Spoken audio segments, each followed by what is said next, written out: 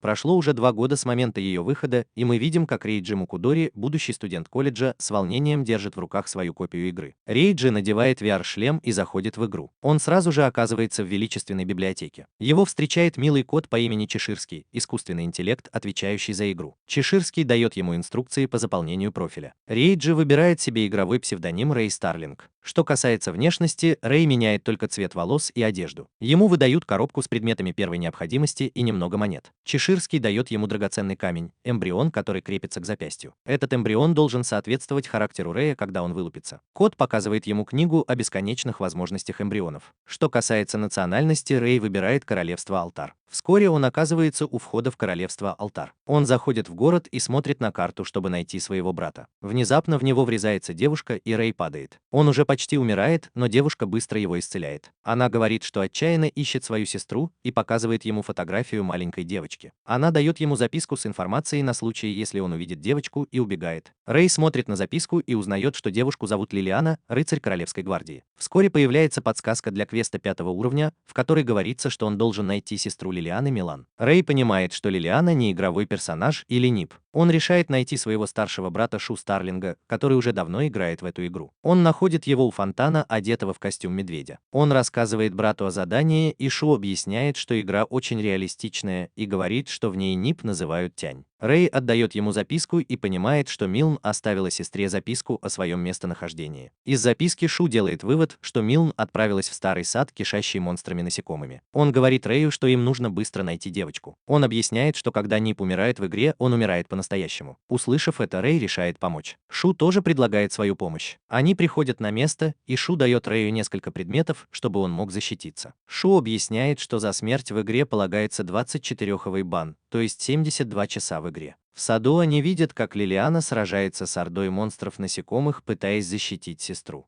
Шу вступает в бой и расстреливает всех монстров из автомата. Рэй приходит с жалким ножичком. Лилиана удивлена, увидев их, но благодарна за помощь. Шу замечает, что задание не заканчивается даже после того, как они спасли девочек. Их победа была недолгой, потому что из-под земли вылез гигантский полудракон-червь. Пули Шу не причиняют ему никакого вреда. Появляются еще несколько полудраконов-червей, и Шу пытается применить заклинание. Но черви нападают на него. Когда пыль оседает, Шу нигде не видно. Один из червей пытается напасть на Рэя, но Лилиана его останавливает. Она просит его отвезти ее сестру в безопасное место, пока она разбирается с монстрами. Рэй быстро убегает с Миан. По дороге он узнает, что Миан хотела купить ягоды, чтобы испечь Лилиане пирог. Но в магазинах не было ни одной ягоды. Тогда сумасшедший старик предложил ей набрать ягод в саду. Вдруг он замечает, что за ними следует один из червей. Он быстро хватает девочку и уворачивается от атаки. Ситуация казалась безнадежной, но когда Рэй увидел, что Миллиан плачет, он решил спасти ее любой ценой. Он отдает ей спасительную брошь Шу и говорит бежать к выходу. Червь бьет его и отключает всю защиту, которую дал ему Шу. Рэй выпивает зелье, чтобы восстановить здоровье, и говорит Миллиан бежать. Червь снова бьет его, и он теряет здоровье. Рэй снова выпивает зелье. После нескольких атак и последнего глотка зелья, червь теряет к нему интерес и идет за девочкой. Рэй бежит за ним, но уже слишком поздно. Червь бьет девочку, и она падает в воздухе. Рэй ловит ее, прежде чем она успевает получить еще больше урона. К счастью, она выживает благодаря спасительной броши. К сожалению, у Рэя больше нет зелий для лечения. Находясь на грани смерти, он призывает своего эмбриона. Неожиданно вокруг них появляется защитный щит, блокирующий атаку червя. Затем из камня появляется таинственная девушка. Она превращается в гигантский черный меч и говорит ему атаковать монстра. Как только червь бросается на него, Рэй использует атаку возмездия и уничтожает его мечом. После того, как монстр исчезает, меч снова превращается в загадочную девушку. Она представляется Рэю как Немезида, эмбрион его души. Этот эмбрион был создан, чтобы соответствовать сострадательному сердцу и душе Рэя. Позже Лилиана и ее сестра наконец-то воссоединяются. Лилиана благодарит Рэя и Немезиду за спасение девочки. Внезапно земля позади них взрывается, и оттуда выскакивает Шу. Мелания дает ребятам немного ягод, а потом уходит в город вместе со своей старшей сестрой. Появляется подсказка, сообщающая Рэю, что его миссия завершена. Немезида разочарована тем, что они не получили никакой награды за свою тяжелую работу, кроме каких-то жалких ягод. Но Рэй доволен и ест ягоды. Он злится, когда узнает, что Шу купил все ягоды на рынке, и Мелания послушалась того жуткого человека, который отправил ее в сад.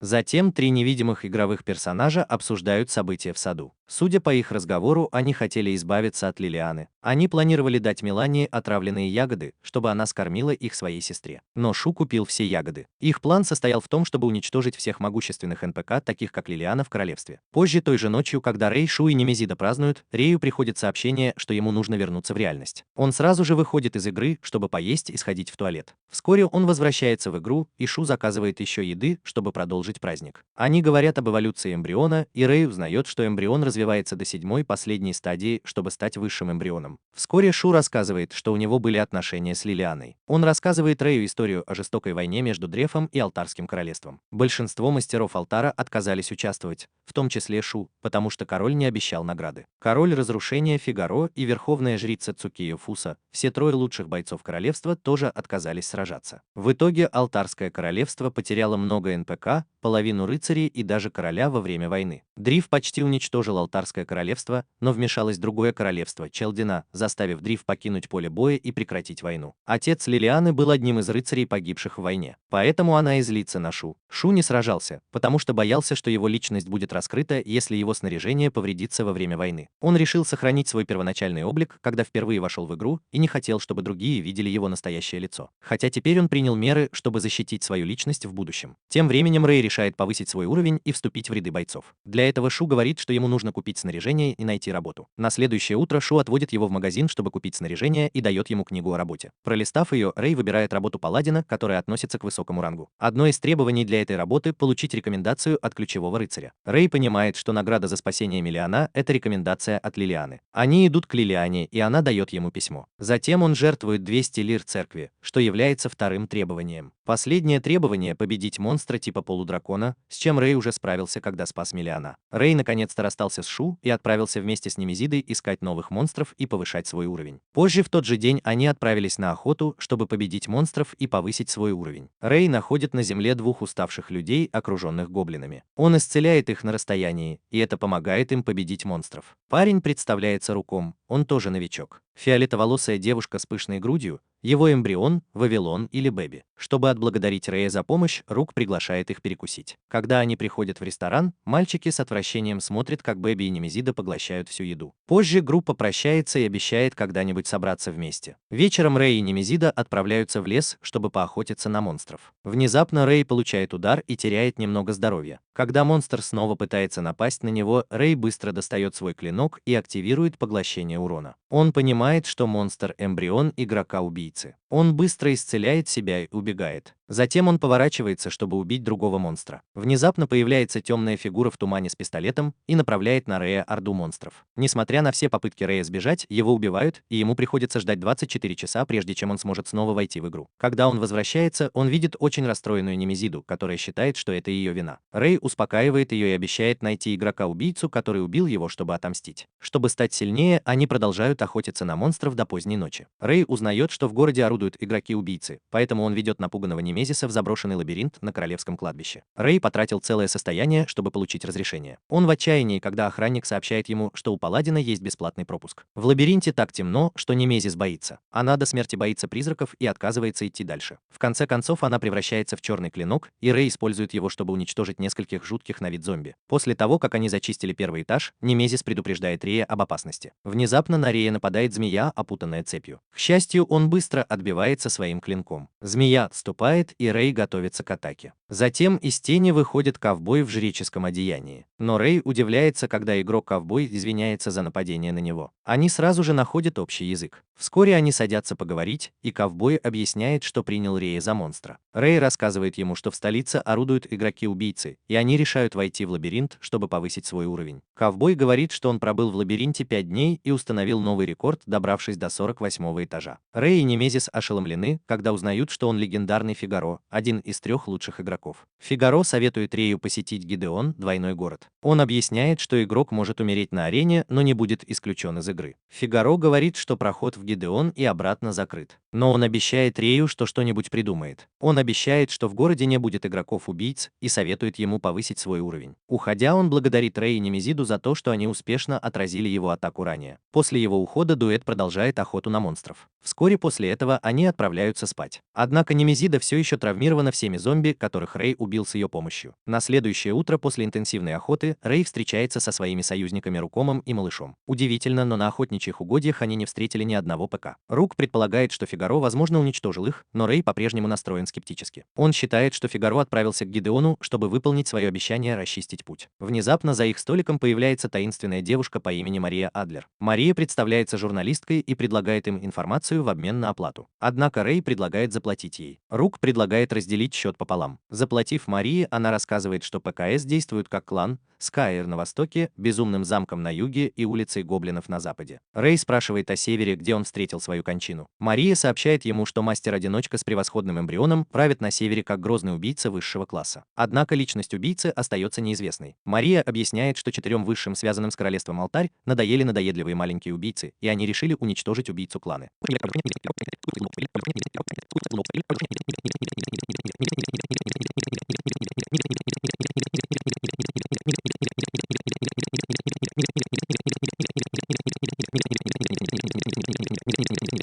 Используя мистически светящийся шар, Мария показывает им шокирующие события, произошедшие между кланами убийц игроков и высшими. На юге группа Безумный замок противостоит игроку, пути которого случайно пересекаются с боссом клана. Лидер приказывает игроку уничтожить свое снаряжение в обмен на свободу. После нескольких попыток игрок терпит неудачу и встречает свою смерть от рук главного босса. Ситуация принимает неожиданный оборот, когда появляются цепи Фигаро, которые быстро уничтожают весь клан Безумного замка. Когда Фигаро наконец выходит из тени, он хвалит босса за то, что тот избежал нападения. Затем Фигаро предлагает боссу свободу и убеждает его отступить. Босс просматривает статистику Фигаро и понимает, что тот слишком силен. Он соглашается подписать контракт и уйти, но втайне вынашивает коварный план. Когда Фигаро подходит, чтобы забрать контракт, босс внезапно нападает, используя гравитационное поле и несколько ударов мощным щитом. Фигаро невозмутим, он быстро уклоняется от атаки босса, обходит его и бросает в глубины космоса, используя свою цепь. Одним молниеносным рывком он швыряет босса обратно на землю и наносит последний мощный удар огромным мечом. Мария рассказывает о падении клана КАР на востоке, где убийцы игроков пытаются устроить засаду на лунное общество, но в итоге их отравляет верховная жрица Сукуйо Фуса, которая накладывает заклинание, которое затемняет луну. От яда клан слабеет, и его уничтожают последователи луны. Мария объясняет, что Цукуйо Фуса возглавляет лунный клан, религиозную группу в реальной Японии. Она приобрела много последователей, основав виртуальный игровой клан. Фуса присоединилась к охоте на игроков после того, как один из них убил члена ее клана. Рэй и остальные обсуждают, как страшно, когда на кого-то нападает самый большой клан в Infinite Dendro. Затем действие переносится на запад, где розоволосая девушка по имени Лей-Лей без труда расправляется с уличным кланом гоблинов. Мария говорит, что Лей-Лей любит спаивать новичков. Мария сообщает, что существование неизвестного могущественного убийцы на севере остается загадкой. Она показывает, как таинственный король разрушения уничтожил целый лес в отчаянной попытке избавиться от него, но могущественный убийца спасся от огня. Рэй и Немезида с нетерпением ждут возможности отомстить могущественному убийце. Они направляются к сожженному лесу. По пути они узнают, что Лилиана и рыцари без устали тушили пожар.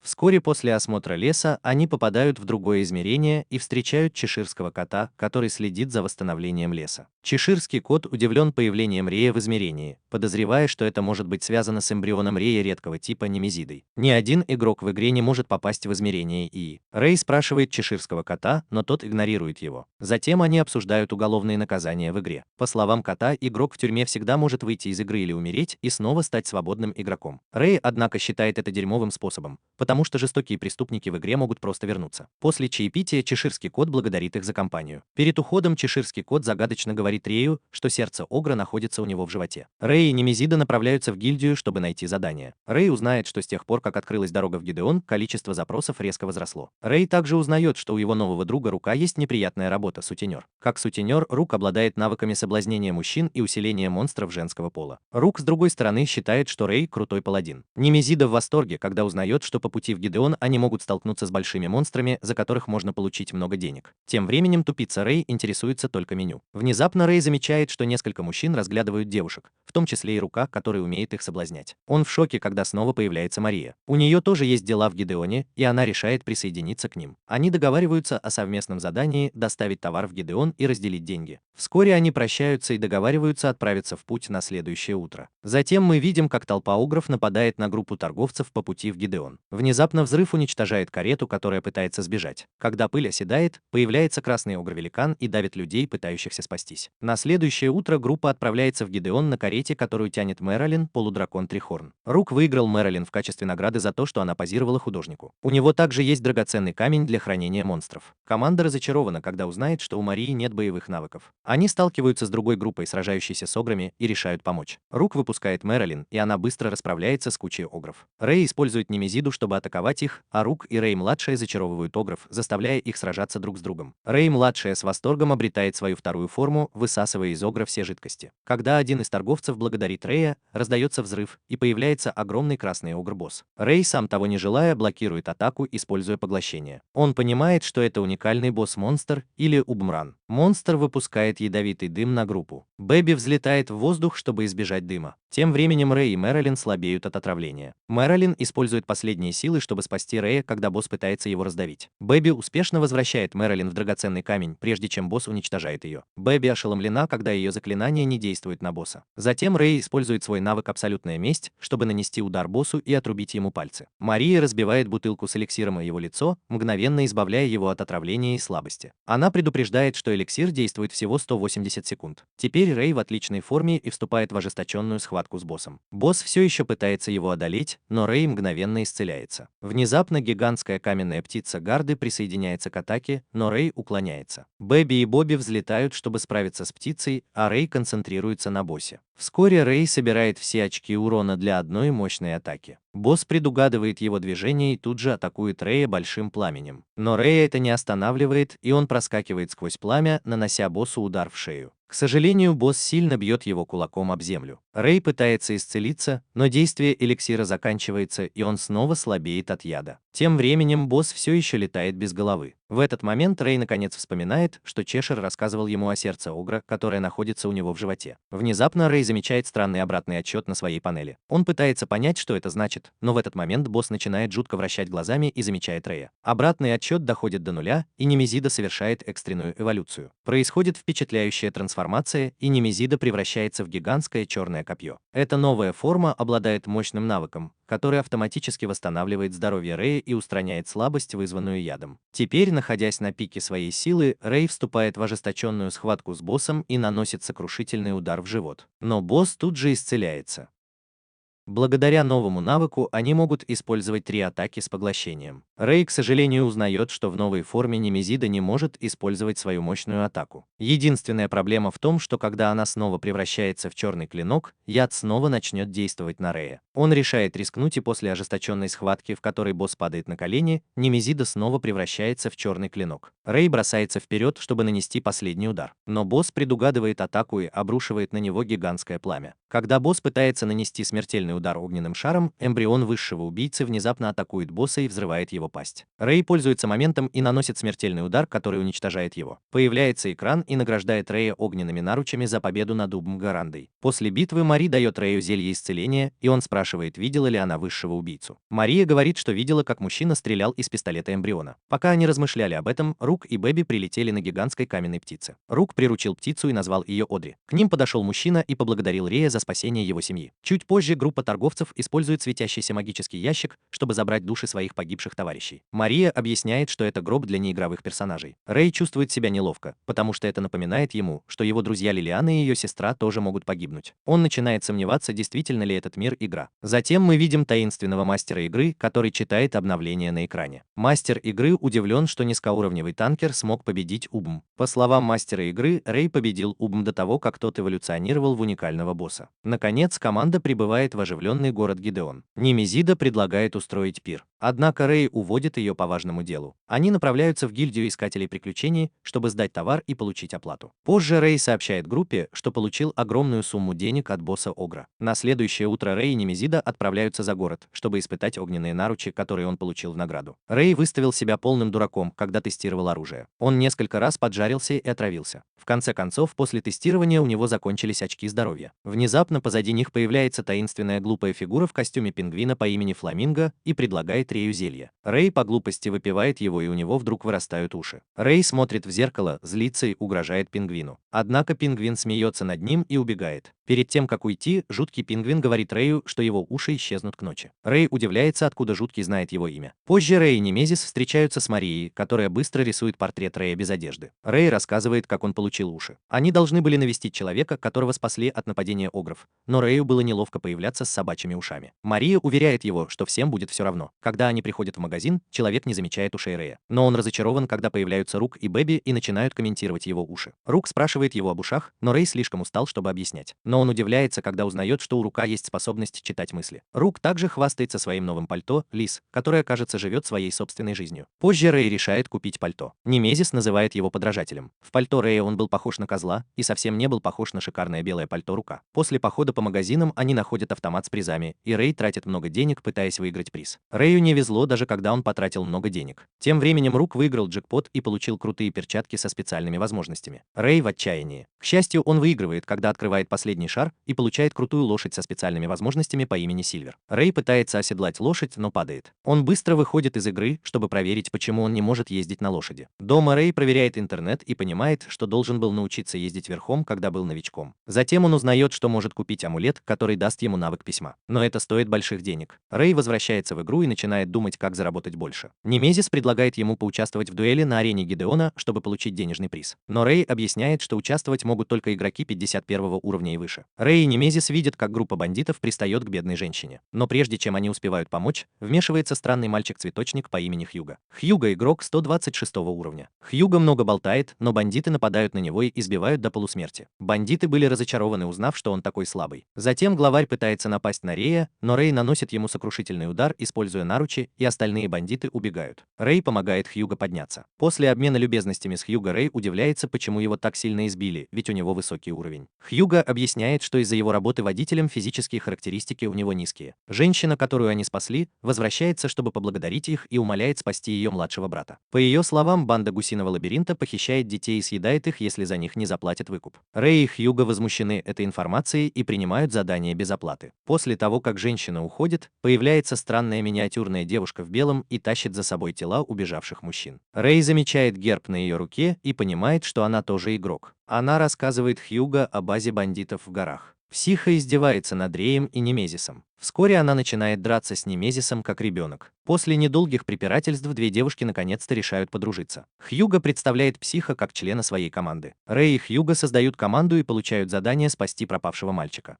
Хьюго ведет их на поляну в лесу. Там он тут же призывает свое убежище. Внутри невидимого хранилища он вызывает гигантскую механическую машину, похожую на дракона, которую использует Империя Доктора. Хьюго садится в нее и вместе с ними мчится к убежищу банды. Позже они находят огромный форт у подножия гор. Хьюго говорит, что у всех владельцев эмбрионов есть одна общая черта. Они воспринимают бесконечный дендро как реальность, а не игру. Рэй, однако, с ним не согласен. По его лицу видно, что Хьюго прав. Затем Хьюго рассказывает им план атаки. Однако, прежде чем они начинают, подъезжают еще несколько повозок с детьми. Психа использует свои навыки подслушивания и слышит, как бандиты говорят о том, что собираются убить детей. Хьюго тут же нападает на повозки и бросает дымовую шашку, чтобы ослепить врагов, а Рэй и Немезида быстро пробираются в форт, чтобы спасти детей. Внутри форта они находят зомби, и сердце Рэя разрывается, когда он видит, что это дети. Рэй использует огонь, чтобы поджарить их. Расправившись с зомби, он получает навык очищения серебряным светом. Души мертвых детей поднимаются в виде маленьких огоньков, благодаря Рэю за спасение. В форте мы видим, как большой босс, уродливый колдун-кентавр по имени Лич, наблюдает за командой в свое зеркало. Тем временем Хьюго заканчивает зачистку и выпивает зелье, чтобы восстановить силы. Психа считает, что ему следует использовать свой эмбрион для боя, но Хьюго хочет приберечь свой козырь на потом. Внезапно второй босс, Гусь, огромный монстр в виде бафомета, выходит на бой с Хьюго. Жуткий монстр начинает пожирать мертвых членов банды, как суши. Гусь бросается на него, но Хьюго наносит удар, и его клинок ломается. Гусь слишком силен и наносит сокрушительный удар по машине, из-за чего Хьюго истекает кровью. Пока Хьюго обдумывает свою стратегию, ужасный Гаус достает из сумки головы детей и съедает их на десерт.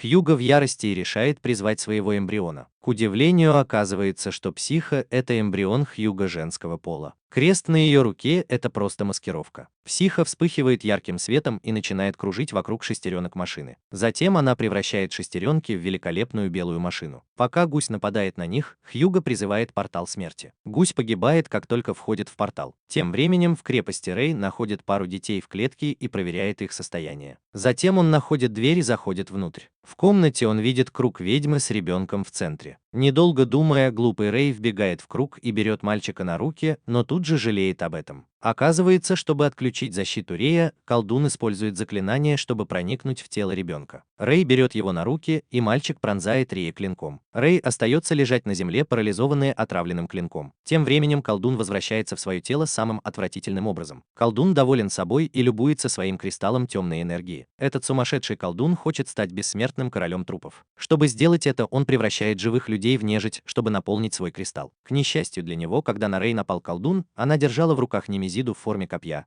а значит, у нее был навык противоядия. Колдун был шокирован, когда Рэй отрубила ему руки. Он произнес заклинание, чтобы проклясть Рэй, но Немезида нейтрализовала его, и Рэй в гневе нанесла ему удар. Теперь копье Рэй оснащено очищающим серебряным светом, который не дает колдуну регенерировать. Поняв это, колдун быстро призывает армию нежити из детей и убегает, чтобы найти монстра Гаусса. Когда колдун выходит за пределы форта, он с ужасом видит, что Гаусс разрублен на куски. Хьюго приказывает ему сдаться, но колдун отказывается и убегает. К сожалению, Рэй был позади него. После долгого сопротивления колдун решает использовать драгоценный кристалл, который он берег. Он активирует кристалл и выпускает смертельный газ в сторону Рэй. Колдун в отчаянии, когда Рэй блокирует атаку своим клинком. Рэй направляет копье на колдуна, заставляя его кричать. Колдун предлагает Рэй огромную сумму денег, но Рэй не обращает на это внимания и убивает его. Теперь, когда Немезида снова стала человеком, Рэй падает от действия проклятия колдуна. К счастью, Хьюго дает ему эликсир, который снимает проклятие. Вскоре после этого Хьюго показывает Рэй инвентарь колдуна. Но Рэй не хочет брать ценности у этого отвратительного мертвеца. Рэй замечает, что психа нигде не видно. Они в шоке, когда она выходит из гигантской белой машины. После того, как Хьюго все объяснил и представил психа, команда возвращается в подземелье, чтобы спасти детей. Тем временем выжившие члены банды возвращаются, чтобы забрать вещи колдуна и детей из повозки. Бандиты радуются, когда находят деньги в сундуке. Один из них берет странный мешочек с глазом. Мешочек активируется и прилипает к руке бандита. Это кнопка самоуничтожения, которую колдун установил на случай своей смерти. Кнопка убивает бандитов и сливается с их телами, включая голову монстра. Кнопка взрывается и появляется новый гигантский монстр-нежить. В это время мы видим, как игровой мастер получает информацию о новом уникальном монстре-боссе. И сразу же называет монстра гусем-лабиринтом. Тем временем Рэй и Хьюго возвращаются из подземелья с детьми и видят, как монстр уничтожает машину Хьюго. У Рэя тоже не очень хорошие показатели. Один из детей выбегает из повозки и привлекает внимание монстра. Но Рэй быстро действует, сжигает монстра пламенем и сбивает его с ног. Рэй приказывает Хьюго увести детей, а сам сражается с монстром вместе с Немезидой. Монстр начинает восстанавливаться и нападает на Рэя. Рэй понимает, что колдун пытается контролировать разум монстра. Немезида сообщает Рэю, что они смогут победить монстра, если колдун возьмет его под контроль. Хотя у них достаточно очков после предыдущего выброса газа колдуна, атака должна быть точной,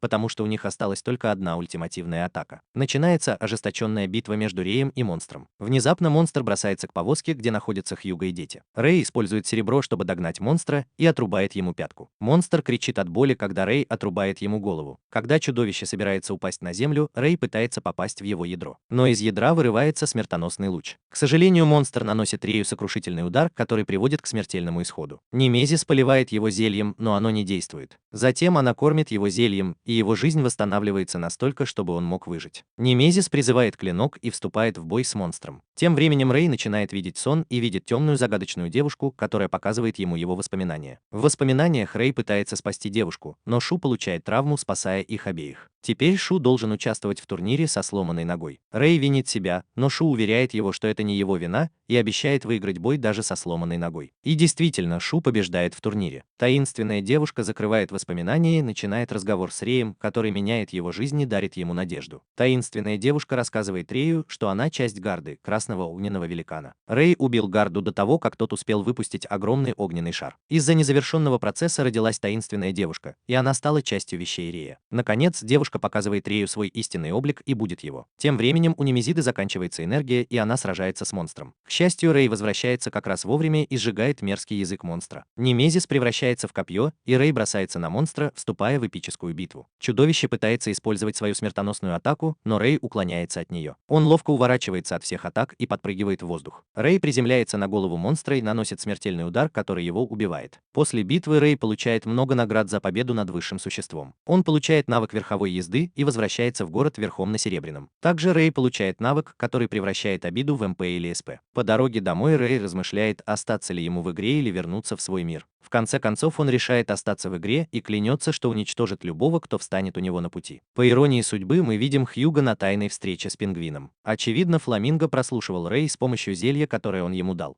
Хьюго рад, что Рэй выжил в битве, но беспокоится, что Рэй может помешать их плану. Фламинго говорит, что беспокоится ни о чем, и заверяет его, что их план закончится с минимальными потерями. Фламинго снимает свой костюм и оказывается жутким парнем, который принадлежит к группе под названием «Треугольник мудрости». Эта безумная группа планирует закончить войну между Дривской империей и королевством Алтар. Далее мы видим вереницу повозок, движущихся по грунтовой дороге. Маленький мальчик, Канг, пытается забраться на повозку и чуть не падает. Внезапно его ловит разноцветный металлический коготь, принадлежащий величественному существу со странными чертами. Мальчик благодарит существо, называя его мастером Шун Ю, главой клана Хуан Хэ. Зун чувствует опасность и подает Конгу знак пригнуться. Внезапно она ловит пулю, которая неожиданно разделяется надвое. Бандиты, которые стреляли, прячутся на вершине скалы. Они принадлежат к уличной банде гоблинов. Главарь банды, который также является высшим чином, хвастается и пытается произнести заклинание. К его удивлению, прежде чем он успевает закончить, с расстояния появляется Шун Ю и, не прикасаясь к нему, вырывает ему сердце. Пока остальные члены банды приходят в себя, Шун Ю уже на скале и одним быстрым движением убивает их всех. Тем временем Рэй обсуждает с Немезидой, как они получили предметы, победив монстра в лабиринте. Немезида принимает ванну. Вчера вечером они узнали, что серебряный конь может летать, когда соединили его копыта ветра с преобразователем обиды. Они должны были встретиться с Мари позже, но Немезида долго не выходила из ванной. Позже они встретились с Марией за обедом, и Рэй попросил ее дать ему советы, чтобы он мог стать сильнее и победить высшего убийцу, который убил его в лесу. Мария посоветовала ему улучшить ловкость и выносливость, так как у высшего убийцы они очень высокие. Она объяснила, что навыки из реальной жизни также отражаются в игре. По словам Марии, каждый эмбрион назван в честь своего главного навыка, но они могут получить его только после достижения высокого ранга. Рэй спросил про эмбрион Марии, но она начала нервничать и отмалчиваться. Рук и Бобби прерывают их, и Мария радостно бежит к прилавку за едой для Баби. Мария дает Рэю билеты на арену, где будут сражаться высшие чины Фигаро и Шун Ю, мастер Цзяньшу из Хуанхай. Рэй с нетерпением ждет боя Фигаро. Они договариваются встретиться позже, чтобы посмотреть бой вместе. Марии становится неловко, когда Рук шепчет ей что-то на ухо. Вскоре Рэй и Немезида забирают награду в гильдии за победу над боссом-монстром. Рэй в замешательстве, когда ему вручают огромную сумму денег. Он решает найти Хьюго и разделить с ним эти деньги. Позже они встречают брата Рэя, Шу, на городской площади, где выступают музыканты. Шу раздает конфеты детям вокруг себя, чтобы они разошлись. Внезапно к ним подходит странная девушка и снимает с головы Шу маленького пушистого монстра,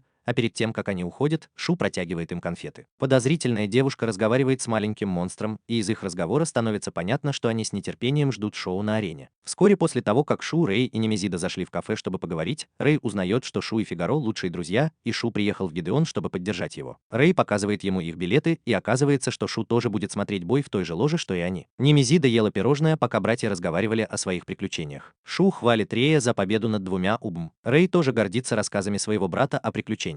По словам Рэя, Шу присоединился к бесконечному Дендро в день его запуска. Это значит, что он был одним из первых игроков, победивших уникального монстра-босса. Рэй в шоке, когда узнает, что Шу проводит в игре почти все свое время. Шу наконец-то уходит из кафе, оставив Рэя и Немезиду. Немезида хочет узнать больше о жизни Шу в реальном мире. По словам Рэя, Шу богатый парень. Он выиграл зарубежную лотерею и купил несколько жилых домов. Рэй рассказывает, что Шу был мастером на все руки. Он стал популярным как талантливый ребенок, актер и певец. А позже Шу стал ассистентом преподавателя в университете. Внезапно появляется псих и начинает спорить с Немезидой о еде. Когда пришел Хьюго, Рэй предложил ему немного денег, но тот отказался. После долгих уговоров он согласился взять свою половину гонорара. Хьюго был удивлен, что в Рио нет ни капли подлости. Рэй беспокоится, что Хьюго будет в сухой форме. Рэй узнает, что это официальная форма клана Хьюго – треугольник мудрости. Хьюго уверяет его, что в городе Гидеон это не проблема. По словам Хьюго, у него есть знакомый в империи Дрейв, который помог ему вступить в клан. Хьюго просит Рэя рассказать ему все подробности вчерашнего боя, и Рэй честно рассказывает все, даже о своих слабостях. После его рассказа Рэй и Немезида решают отправиться на арену. Перед уходом Хьюго загадочно говорит ему что-то о Западе. После того, как они уходят, псих замечает, что Хьюго сомневается в их планах и говорит ему, что пора уходить. Однако Хьюго успокаивает себя и говорит психу, что хочет продолжить. Тем временем в королевстве Алтарь Кан заболевает тяжелой лихорадкой. Он извиняется перед Шун Ю за то, что не смог посмотреть ее поединок. Шун Ю понимает, что опаздывает. Она быстро хватает девушку Мэйхай и выпрыгивает из окна под крики девушки. Тем временем Фламинго разговаривает с кем-то по телефону. Он сообщает собеседнику, что королева монстров отказалась от их планов, потому что первая принцесса алтаря не придет на арену. Фламинго уверяет взволнованного собеседника, что все будет хорошо. Судя по их разговору, королева монстров – самый могущественный человек в империи. Теперь, когда она выбыла, вероятность провала плана составляет 50%. Фламинго надеется, что оставшиеся трое, включая его самого, смогут довести дело до конца. Фламинго также привлек на свою сторону много перебежчиков. Тупой пингвин уверен, что его план безупречен. На сцене великолепного театра два игрока, Джульетта, падший рыцарь, и Челси, великий пират, сражаются в эпической ожесточенной схватке. А Рэй, Немезида, Рук, Бэби и Мария наблюдают за ними из своей ложи. Мария самая опытная, поэтому она объясняет им происходящее. Джульетта активирует свой навык «Темный ветер», а Челси призывает расплавленное золото. Два соперника нападают друг на друга, и Джульетта наконец побеждает. Тем временем Рэй замечает Шу и быстро уходит, чтобы найти его. Вскоре Рэй находит Шу и Фигаро в костюмах львов, которые обсуждают подозрительные события в городе. Фигаро слишком популярен в городе, поэтому он носит костюм, чтобы не привлекать внимания. Пока Рэй разговаривает с мальчиками, Фигаро чуть не выдает большой секрет Шу. Однако Шу быстро меняет тему. Шу протягивает Рэю кольцо, с помощью которого они могут общаться. Перед тем, как Рэй и Немезида уходят, Фигаро просит Рэя сделать ставку на его победу. После того, как они уходят, Фигаро и Шу обсуждают поединок. Шу считает, что у Фигаро есть 50% шанс на победу, а Фигаро клянется выиграть поединок. Вскоре Рэй опустошает свой счет, чтобы сделать ставку на победу Фигаро. Немезида сердито пинает его за неосторожность. Джуни прерывает их, говоря Рэю, что он вот-вот потеряет все свои деньги, потому что она собирается выиграть. Рэй видит, как она держит под руку девушку, и его любопытство берет верх. Не задавая вопросов, Рэй пытается напасть на Зьюни. К счастью, Шу останавливает его, не давая совершить глупость. Зьюни чувствует, что Шу силен, и пытается проверить его. Шу быстро блокирует атаку, впечатляя Зьюни. Она пытается уйти, но Рэй спрашивает ее о девушке. Он тут же жалеет об этом, когда понимает, что Зьюни знакома с этой девушкой. После того, как она уходит, Шу сообщает Рэю, кто такая Зьюни. Вскоре Рэй возвращается в ложу с Немезидой и Шу. Мария вдруг напрягается, увидев Шу. Она ведет себя странно, когда Рук спрашивает ее. После знакомства Шу повторяет имя Марии, отчего она еще больше напрягается. Но Шу просто хотел сказать ей, что ее имя похоже на имя героини манги, которую он читал. Пока они разговаривают, начинается дуэль. Сюн Ю и Фигаро поднимаются на сцену, как только их вызывают. Ведущий зачитывает правила и запрещает использовать предметы, которые отменяют эффект мгновенной смерти. Он также запрещает использовать расходные предметы для лечения.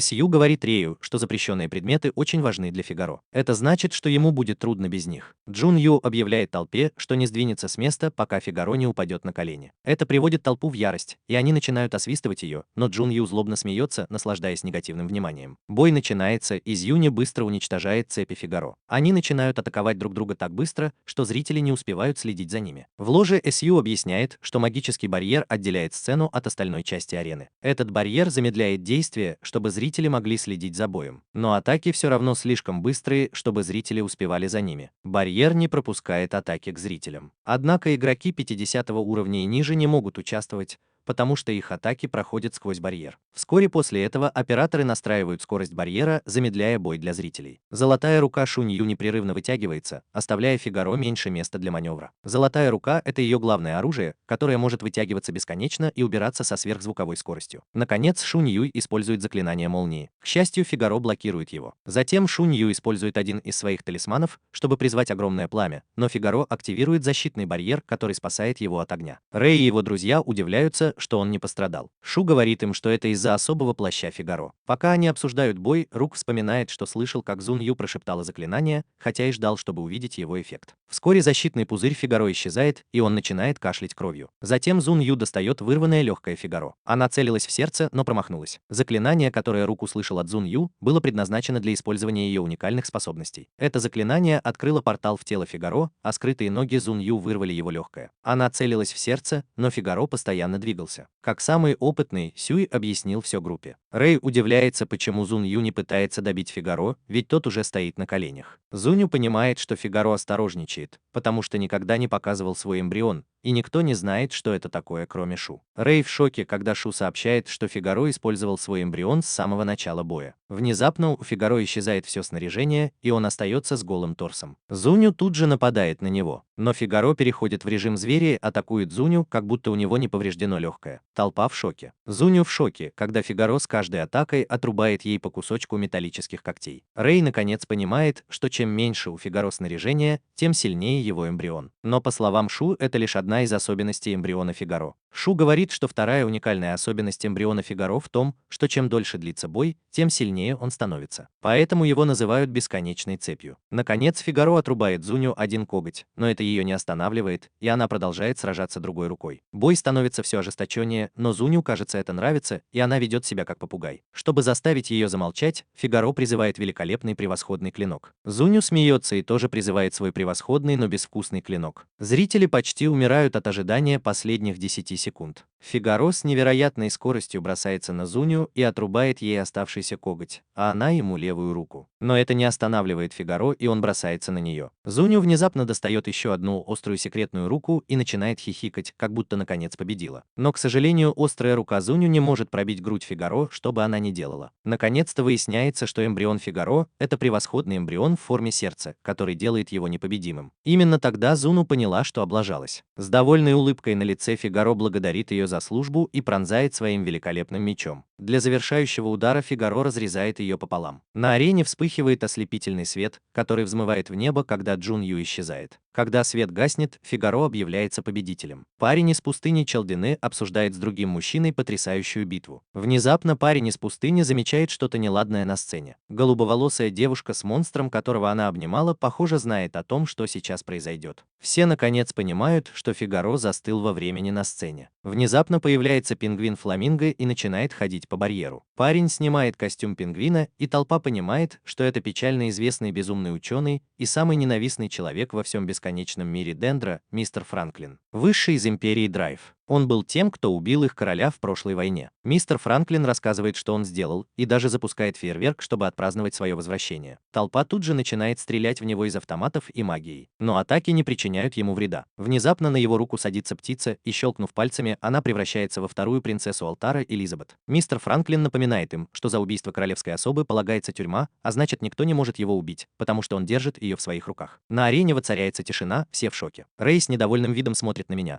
потому что похищение молодых НПК – это преступление, за которое в Рейнланде полагается смертная казнь. Затем в воспоминаниях мы видим, что Мария уже встречалась с принцессой до турнира. Элизабет сбежала от своих охранников и была схвачена какими-то подозрительными людьми. Но Мария заметила это и спасла ее. Затем, когда прибыла королевская стража, Мария сбежала вместе с девочкой. Элизабет и Мария провели вместе время в городе, а потом разошлись. В настоящем Франклин продолжает говорить с толпой, когда какой-то идиот начинает стрелять и получает от Марии по заслугам. Франклин в ярости и щелкает пальцами. Внезапно стрелка окутывает кислотная слизь, которая мгновенно его убивает. Зрители начинают паниковать, и какой-то идиот, который явно никогда не ходил в школу, решает поджечь слизь. Тут же на арене раздается взрыв. Вскоре слизь начинает восстанавливаться. Франклин нажимает кнопку на планшете, и на арене появляется еще больше кислотной слизи. Он предупреждает, что через час слизь автоматически появится по всему городу, если они не уничтожат переключатель или не убьют его. Затем Франклин объявляет, что голодные игры могут начаться. Шу, Рэй и его друзья понимают, что у Франклина есть другие планы, и он хочет, чтобы они провалились. Они слышат шум и выбегают в холл. Рэй замечает, что Марии там нет. В холле толпа пытается сломать барьер, но он не поддается. Тут же появляется проектор монстров, и Франклин продолжает говорить. Он предупреждает, что каждый раз, когда они будут пытаться сломать барьер, в городе будет появляться монстр,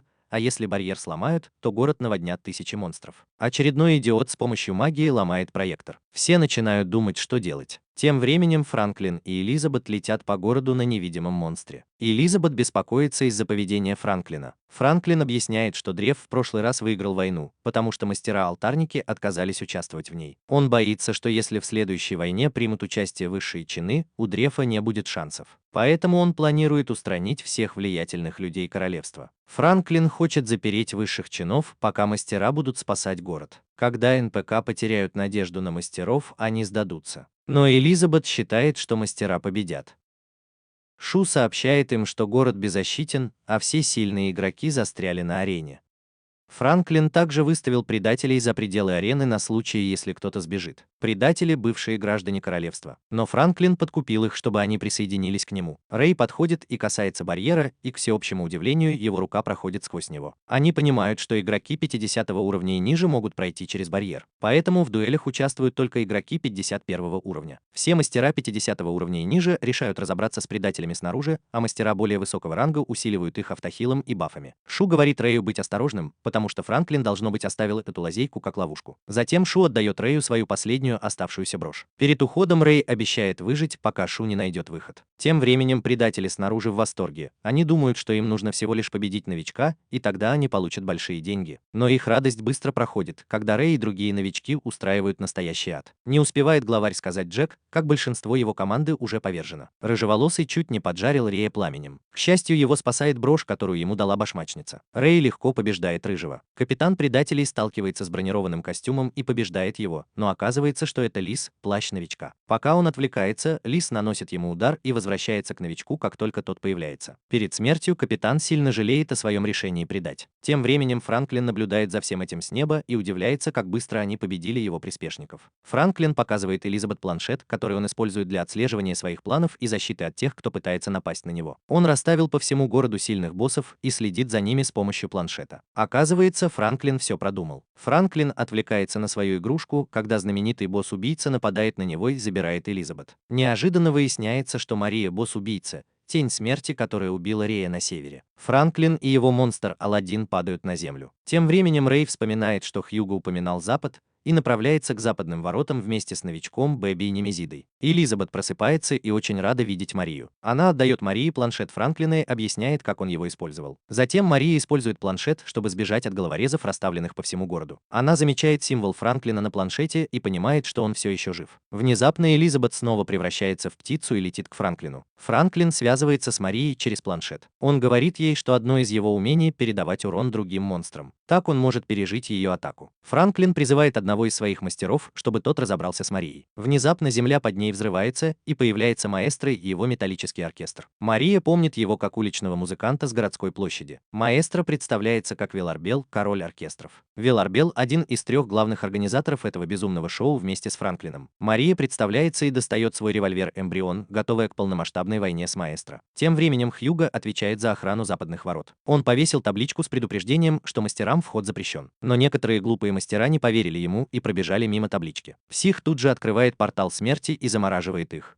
Хьюго сжигает остальных из огнемета. К ним приближается пылающий парень, но его тоже замораживают. В воспоминаниях мы узнаем, что маэстро Веларбел был композитором-неудачником, у которого иссякло вдохновение. Он отчаянно хотел родиться в эпоху легенд и рыцарей. Затем он наткнулся на бесконечную дендрограмму, мир, который обещал ему бесконечные возможности. Вернемся в настоящее. Мария и Веларбел вступают в ожесточенную схватку. Мария расстраивается, когда ни одна из ее пуль не попадает в цель. Внезапно его музыкальные монстры начинают играть мелодию, которая вызывает мощные ударные волны, разрушающие все на своем пути. Мария уклоняется от их атаки. Она понимает, что он использует сразу 3 звуковых атаки. У 3 зверей Веларбела разные способности. Один использует звуковые вибрации, чтобы сокрушить все на своем пути, второй использует гипнотические атаки с помощью звука, а третий атакует ультразвуком, способным разрезать все, что угодно. Мария ловко уклоняется от всех 3 атак. Она не может найти брешь в его защите, потому что музыка создает вокруг него барьер. Внезапно он дает знак зверю прекратить играть и объявляет сольное выступление. Мария думает, что это, возможно, ее единственный шанс, но ее сбивает с ног сила, которая разрывает кровеносный сосуд. Неожиданно выясняется, что у Вертибела есть 4-й музыкальный монстр, спрятанный в небе. По сигналу Велдарбела все 4 монстра начинают играть вместе, и Марию мгновенно затягивает в гигантский торнадо. В этом хаосе Мария вспоминает свою жалкую жизнь до того, как нашла бесконечную дендрограмму. Мария была писательницей комиксов, но издательство приостановило выпуск ее работ. Однажды Мария была на 7-м небе от счастья, когда ей представилась возможность перезапустить свою мангу. Но у нее не было вдохновения, и она не могла рисовать. Однажды она наткнулась на бесконечную дендрограмму и решила сделать героиню своей манги похожей на нее. Вернувшись в настоящее, торнадо исчез вместе с Марией. Варбел сканирует местность с помощью сонара, чтобы найти сердцебиение. Он решает, что Мария мертва, когда не слышит сердцебиения. Но Велдарбел приходит в ужас, когда Мария наносит ему удар сзади. Велдарбел быстро использует звуковую атаку, чтобы заставить Марию отступить. Варбел поражен и не понимает, как она уклонилась от его смертоносной атаки. Оказывается, исчезновение исчезновение из мира – это часть ее суперспособности. Дуэт решает нанести последний удар. Мария заряжает пистолет специальной пулей, а Варбел произносит последнее заклинание оркестра. Они оба одновременно нападают друг на друга, и это едва не приводит к ядерному взрыву. Пыль оседает, и Ворп терпит поражение, но Мария остается жива. Ворп говорит, что его последняя атака – это звук смерти, который убивает любого, кто его услышит. Мария объясняет, что она не слышала его, потому что специальная пуля Дейзи, которая выглядит как рыжеволосая девушка, разрушила окружающую атмосферу. И звук не смог распространиться. Маэстро разочарован тем, что Мария не услышала его прекрасную музыку, несущую смерть. Мария наконец-то убивает его. Сразу же Франклин получает уведомление на своем устройстве. Хотя он уверен, что все получится, он все равно беспокоится, что Рэй может все испортить. Франклин возвращается к западным воротам с Элизабет. Хьюго сообщает ему, что королевские рыцари ждут его у ворот. Франклин приказывает Хьюго пропустить Рэя. За воротами Лилиана и остальная армия ждут в боевой готовности. Она угрожает силой забрать Элизабет у Франклина. Она сообщает ему, что члены королевской семьи неуязвимы для атак королевской гвардии. Лилиана использует свой меч, чтобы призвать обжигающий свет. Однако на Франклине надета брошь, спасающая жизнь. Как только армия бросается на него, Франклин призывает огромного отвратительного монстра, покрытого глазами. В воспоминаниях мы видим, что Хьюго, настоящее имя которого Юрий, родился во Франции в богатой семье. У него была старшая сестра по имени Франческа. Отец Юрия был ужасным жестоким человеком. Франческа, однако, любила Юрия и защищала его. Франческа научилась лепить маленьких глиняных животных у своего дедушки. Но ее жестокий отец был недоволен этим. Он пытался выдать ее замуж за старого вонючего мужчину, из-за чего Франческа сбежала из дома и больше не вернулась. После этого случая Юрий винила себя в том, что не смогла защитить женщин в своей жизни и жалела, что не родилась мужчиной. После развода родителей Юрий нашла бесконечную дендрограмму и создала своего персонажа Хьюго, рыцаря, который защищает беспомощных женщин. В настоящем времени Хьюго уговаривает психа уйти из шоу. Но Хьюго считает, что это лучший способ избежать войны и спасти больше людей. Хьюго слепо верит, что Франклин причинит вред только игрокам. Вскоре после этого Рэй и его друзья приходят к западным воротам. Хьюго говорит Рэю, что он должен пройти через ворота один без остальных. Рук говорит Рэю идти дальше, пока он разбирается с Хьюго. Но когда Рэй пытается пройти, Хьюго вызывает его на бой. Они бросаются друг на друга, и Рэй использует поглощение, чтобы заблокировать атаку Хьюго. Затем он наносит Хьюго удар своей атакой месть и выбегает из ворот. После боя Хьюго чувствует себя виноватым из-за того, что обманул Рэя. Рук и Бэби не дают ему времени на раздумье и начинают атаковать. Рук говорит, что ненавидит Хьюго и называет его двуличным мерзавцем. Рук продолжает насмехаться над Хьюго, выводя его из себя. Хьюго пытается поджечь Рука огнеметом, но Рук уклоняется от атаки. Затем они начинают спорить как попугаи и вызывают друг друга на честный бой. Тем временем за западными воротами психопат Франклин восхищается работой своего уродливого монстра с королевской стражей. Мария и ее товарищ Линдос пытаются уничтожить чудовище совместным огненным заклинанием. Но это не действует на монстра. Вместо этого чудовище начинает стрелять в них световыми шарами. Внезапно Рэй атакует монстра огромным огненным шаром. С другой стороны, Франклин одержим Рэй и очень рад, когда она появляется. В воспоминаниях мы видим жизнь Рука в Лондоне до бесконечной дендрограммы. Отец Рука был детективом, а мать воровкой, от которой он научился искусству убеждения. После того, как в возрасте 15 лет он потерял родителей в авиакатастрофе, Рук узнал, что его отец расследовал какую-то темную историю и решил присоединиться к нему. Тем временем в настоящем Рук и Хьюго ведут ожесточенную схватку. Рук предугадывает все движения Хьюго, а специальная перчатка, которую он получил, защищает его от смертоносного портала Хьюго. Хотя одна его рука постепенно начинает замерзать, Рук призывает Лис, чтобы она помогла ему уклоняться от атак, пока он продумывает стратегию победы. Кроме того, Бэби и Мэрилин продолжают атаковать Хьюго, пока Рук размышляет, почему портал Хьюго не действует на них. Внезапно, когда Рук погружен в свои мысли, Хьюго бросается на него. Несмотря на предупреждение Бэби, Рук теряется в своих мыслях, и Хьюго врезается в стену. Оправившись, Рук понимает, как победить Хьюго. Хьюго в ярости, когда Рук рассказывает, как работает его смертоносный портал. Он также догадывается, что Хьюго на самом деле девушка. Рук пытается вывести Хьюго из себя, называя ее предательницей Рэй. Он заходит еще дальше, выражая свою ненависть и насмехаясь над Хьюго. К сожалению, Хьюго поддается на слова Рука и нападает на него. Внезапно Рук сливается с Бэби и Мэрилин. Затем он превращается в озорного маленького дьявола. Он наносит Хьюго мощный удар, нанося значительный урон механизму.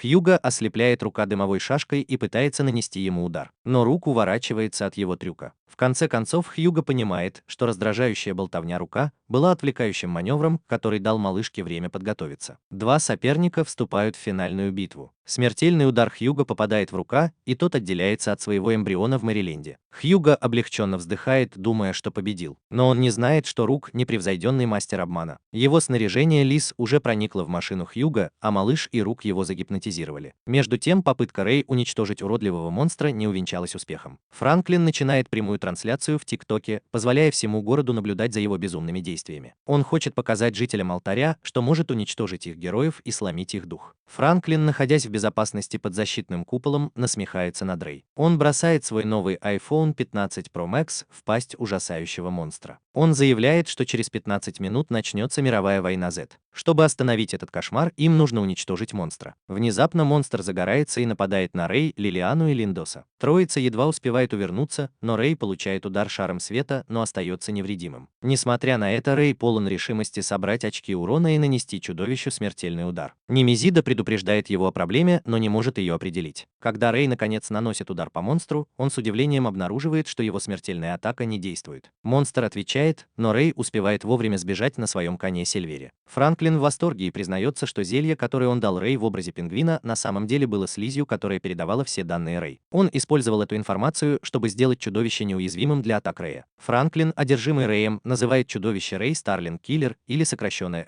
РСК. Рэй ошеломлен тем, что Франклин так сильно на него запал. Франклин признается, что это из-за того, что Рэй помешал его плану по устранению Лилианы в саду. Будучи неудачником, Франклин сделал своей жизненной целью уничтожить Рэя. Рэй чувствует прилив гнева, вспоминая, через что пришлось пройти Лилиану. Он бросается на чудовище, чтобы проверить свою теорию, но его сбивает световой шар. К счастью, Лилиана мгновенно исцеляет его. После того, как они оказываются в безопасности, он сообщает Лилиане, что РСК — это всего лишь приманка. Настоящее чудовище, которое напало на них, скрывалось в отвратительном существе с глазом. Франклин сообщает Рэю, что до Армагеддона осталось всего 5 минут. Однако Рэй уверен, что сможет победить чудовище за это время. Рэй понимает, что слизь, которая снабжала Франклина информацией, была деактивирована до того, как он получил одно из своих последних умений. Зная, что битва может быть смертельной, Рэй готов рискнуть всем ради последнего сражения. Он приказывает Лилиане спасти ее павших рыцарей, а Линдос отвлекает чудовище. Затем Рэй использует умение месть, полученное после победы над злым колдуном, и собирает энергию коллективной ненависти жителей города в огромную темную дыру. Когда Франклин приказывает чудовищу двигаться, Линдос вмешивается, блокируя его обжигающим святым пламенем. Рэй выпускает сжатый воздух над головой чудовища, что приводит к мощному взрыву, который оставляет его голову уязвимой. Хотя чудовище пытается восстановиться, Рэй вонзает кулак ему в голову и сжигает его изнутри с помощью своих наручей, тем самым уничтожая это ужасное уродливое существо. Рэй тяжело ранен в результате взрыва, произошедшего во время битвы. Лилиана в отчаянии пытается его вылечить, но его рука полностью обгорела, и задача кажется почти невыполнимой. Франклин аплодирует Рэю за зрелищную битву. Франклин нарушает свое обещание и нажимает кнопку на запасном планшете, чтобы запустить Армагеддон. Лилиана просит рыцаря присмотреть за Рэем, пока она разбирается с Франклином. Но Франклин вызывает гигантского полудракона, чтобы тот разобрался с Немезидой и Лилианой. Затем Франклин проверяет свой план по уничтожению мира. К сожалению, он понимает, что Мария деактивировала все капсулы с монстрами, которые он расставил по городу. Тем временем, по другую сторону ворот, Рук захватил Хьюга и Психа. Оказывается, Хьюга знает только о планах Франклина А и Б, но Рук говорит ему, что Франклин никогда не сдастся. Франклин поклялся никогда не убивать НПК, и наивный Хьюга поверил ему. Хьюга яростно защищает Франклина, когда Рук пытается оклеветать его. Рук уверен, что у Франклина есть еще более ужасающий план. К удивлению Хьюга, Франклин объявляет о своем плане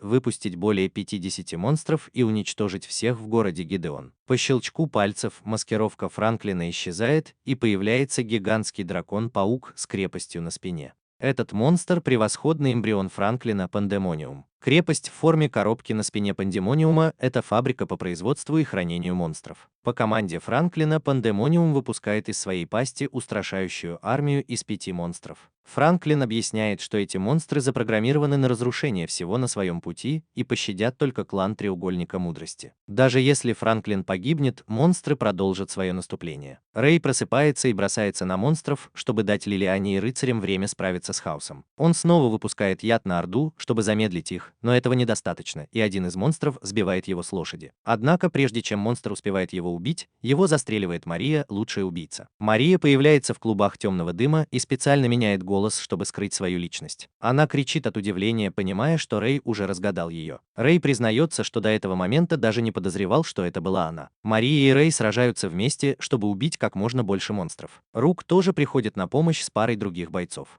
Франклин наблюдал, как новички и мастера сражаются с монстрами. Затем он понимает, что Хьюго предал его и освободил замороженного мастера у входа. Тем временем появляется Шу в костюме с голым торсом. Он одним ударом разрушает барьер, освобождая Фигаро и Зуну из временной заморозки. Шу предупреждает Фигаро, что трое из напарников Франклина, которых он привел на арену, могут быть опасны. Рэй и его друзья продолжают сражаться, несмотря на хаос.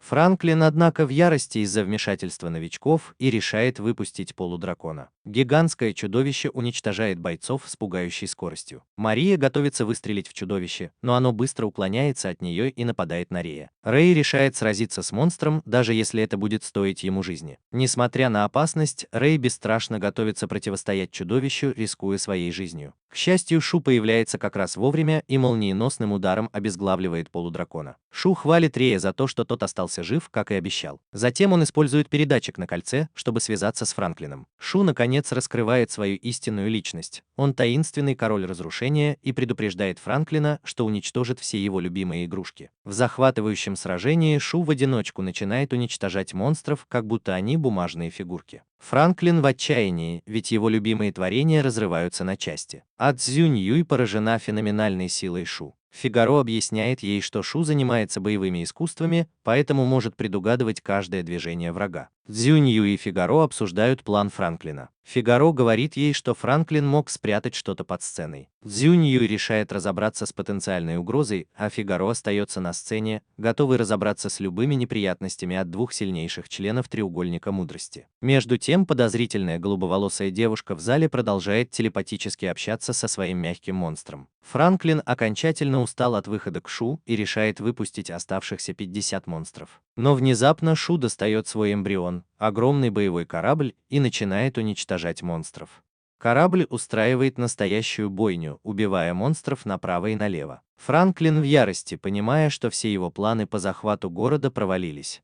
Рэй сорвал план А, эта надоедливая убийца Мария разрушила план Б. Шу Старлинг разрушает его безупречный план В, разочарованный. Франклин решает перейти к плану Г, даже если это будет стоить ему жизни. Он скорее уничтожит весь город, чем признает поражение, и выпускает на волю свое последнее оружие – безумное подземное существо, которое вот-вот разрушит весь город и уничтожит всех. Монстр начинает копать под сценой, а толпа ничего не подозревает и продолжает поддерживать Шу, пока он уничтожает монстров Франклина. Затем, откуда ни возьмись, парень с пустыря использует мощную магию, чтобы управлять землей и раздавить чудовище в лепешку. Это обычный день в мире, где все решается в последнюю минуту. За городом Шу сражается с ордой монстров, используя всю свою огневую мощь. Тем временем Франклин не может понять, почему Шу сражается с 50 монстрами вместо того, чтобы просто взорвать источник хаоса. Шу, однако, ждет, когда Рэй спасет принцессу, прежде чем уничтожить эмбрион Франклина. Наконец, Рэй добирается до крепости, чтобы сразиться с Франклином. Франклин понимает, что Рэй пытается спасти принцессу, и переключается на него. Шу готовится немедленно уничтожить хаос, когда замечает Рэя на вершине крепости. Затем Франклин узнает, что Рэй и Шу на самом деле братья. Что касается Рэя, он узнает, что Франклин тоже считает, что бесконечная дендрограмма – это больше, чем просто игра. Франклин убежден, что это хитрый план по созданию нового мира в глобальных масштабах, или, может быть, это просто классическое инопланетное вторжение. Но он ясно дает понять Рэю, что ему плевать на НПК, настоящие они или нет. Франклин предполагает, что это план по созданию нового мира в глобальных масштабах или просто старое доброе инопланетное вторжение. Однако он говорит Рэю, что ему плевать на НПК, настоящие они или нет. По словам Франклина, если бы у него была такая же сила, он бы сделал то же самое в реальном мире, даже если бы это означало, что он пожертвует тысячами реальных людей. Рэй в ужасе от психопатических наклонностей Франклина. Его извращенное желание состояло в том, чтобы уничтожить любого, кто встанет у него на пути. Не имея возможности действовать в реальной жизни, он выплеснул свою ярость в мире бесконечной дендрограммы. Их разговор прерывается мощным взрывом. Франклин оборачивается и видит, что Шу атакует крепость. Он быстро проверяет, где принцесса, и, к своему удивлению, обнаруживает, что она исчезла. Франклин в замешательстве, потому что все это время он наблюдал за Рэем. Рэй признается, что он был лишь приманкой, и Мария уже спасла принцессу, пока Франклин отвлекался на него. Пока Шу усиливает атаку на Пандемониум, Франклин чувствует себя совершенно разбитым, потому что знает, что его время на исходе. Франклин изучал навыки Шунью и Фигаро во время битвы на арене, надеясь, что они нападут на него. К сожалению, он не учел в своем плане грозного короля разрушения. Рэй бросается к Франклину, но Хьюго блокирует ему путь своим механическим снаряжением. Немезида советует Рэю не торопиться и накопить силы для решающей атаки. Но Рэй готов рискнуть всем и действовать безрассудно.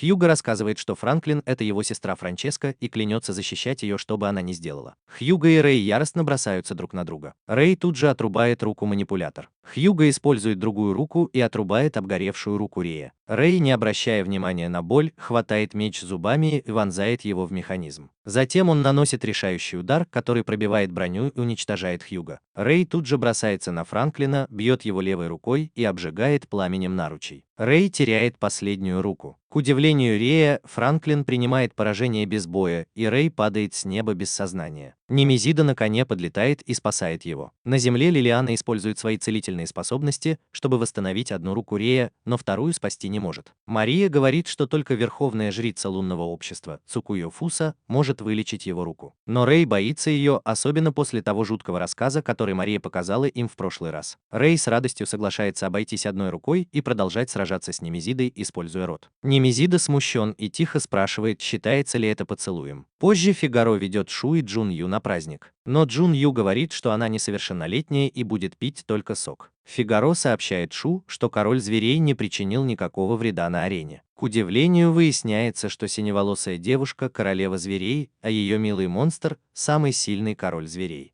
Изначально они тоже были в сговоре с Франклином, но в последний момент отказались от участия. Зун Ю сообщает Шу, что кто-то раздавил зверя под сценой до того, как она успела это сделать. Шу говорит, что, вероятно, Фатум, известный как Земля, уничтожил зверя. Шу объясняет, что Фатум, вероятно, пришел на помощь, если бы план Франклина вышел из-под контроля. Фатум — это парень из пустыни, который раздавил пожирателя Земли под сценой, и он самый сильный маг в Гна. Шу сообщает Зун Ю, что однажды у него была дуэль с Фатумом, и она была настолько разрушительной, что ей игры пришлось ее отменить. Тем временем Фатум возвращается в Челдену в своей карете. После того, как Франклин и Хьюго возрождаются, Франклин говорит Хьюго покинуть клан. Затем Франклин спрашивает Хьюго, почему тот спас его на Пандемониуме. Однако Хьюго не знает, почему он вернулся за Франклином. Увидев, что Хьюго расстроен, Франклин утешает его и дарит ему подарок на день рождения. Франклин предлагает ему отправиться в путешествие и решить, что делать дальше. После тяжелого прощания с Франклином Хьюго и все уходят. С уходом Хьюго Франклин рад, что избавился от того, что он считал помехой. Теперь, когда Хьюго нет, Франклин готов стать настоящим злодеем и уничтожить Рэй Старлинг. Далее Лилиана присутствует на похоронах своих павших братьев. Она чувствует глубокое отчаяние, зная, что ее вид единственный, кого действительно затронуло безумие Франклина. Вдруг Линдос вбегает и сообщает, что Элизабет снова сбежала. Тем временем Элизабет на арене наблюдает за поединком Рэя и Марии. Элизабет благодарит Рэя за спасение ее жизни. Рэй в отчаянии кричит, когда она говорит, что снова сбежала. Мария сообщает Рэю, что жители алтаря пытались придумать ему хорошее имя. Перед началом поединка Рэй выбирает себе имя Рэй Непобедимый.